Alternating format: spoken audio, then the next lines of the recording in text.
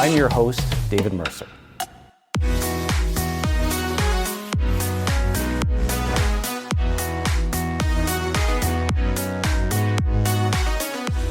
Well, welcome to Tech Dialogues. Today we're talking with Morgan Rodwell.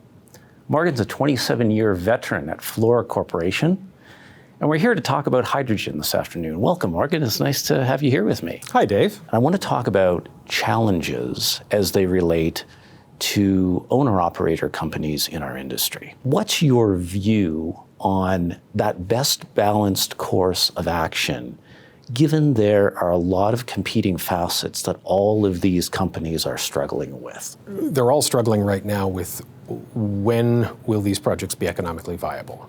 And a big concern there is that can they rely on carbon pricing of offsets or carbon taxes to be consistent and predictable into the future and more than just an election cycle out?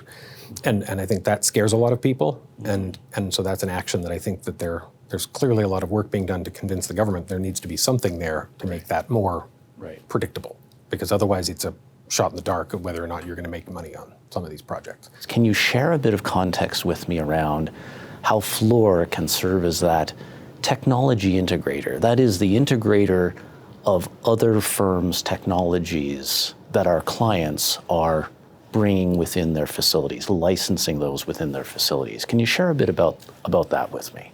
If one was going to say, I wanted to go into a refinery or an upgrader and say, well, I've got older steam methane reformer hydrogen plants, and it's not feasible really to do carbon capture on them because, one, they're congested and it's hard to find the space, but two, some of the plants might be 40 years old, and you say, how much more life do I want to try to get out of a 40-year-old plant?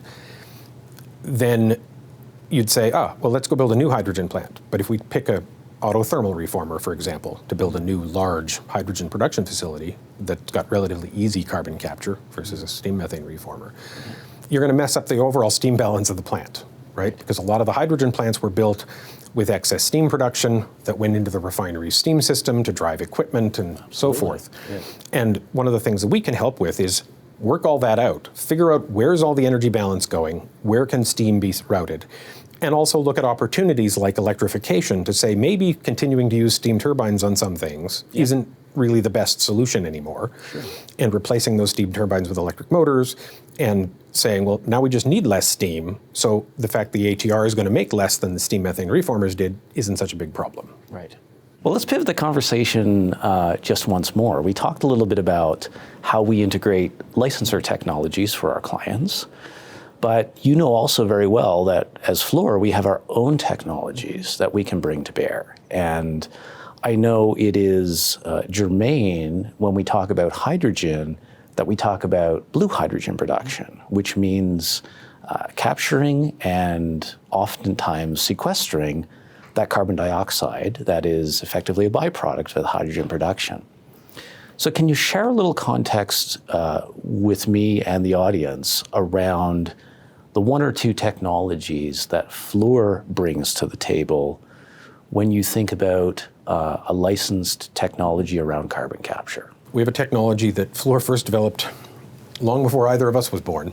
That goes by the brand name of the Fluor solvent process. The Fluor solvent process has been used in synthesis gas on ammonia plants in particular, and a handful of those were built.